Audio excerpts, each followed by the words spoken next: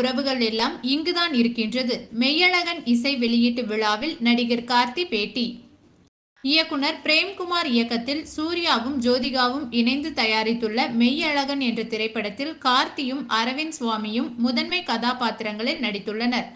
மேலும் ஸ்ரீதிவ்யா கதாநாயகியாக நடித்திருக்க ராஜ்கிரண், ஜெயபிரகாஷ் ஆகியோர் முக்கிய கதாபாத்திரங்களில் நடித்துள்ளனர். இந்த படத்திற்கு கோவிந்த் வசந்தா இசையமைத்துள்ளார்.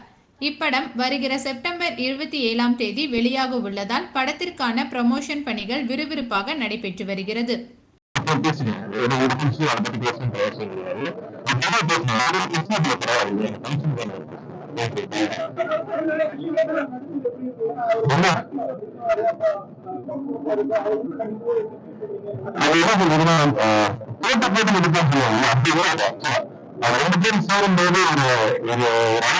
சில பேர் சில சமயம் வந்து 2 பேர் நல்ல அலைவரிசையில் இருக்க 2 பேர் சேர்ந்தும் போது ஒரு அழகு இருக்கு.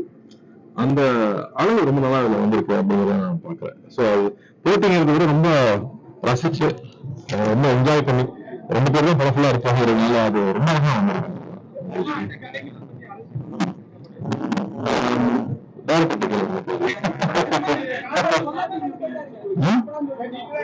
அது நான் சொல்ல மாட்டேன். அவ்வளவு சூப்பரா இருந்துச்சு.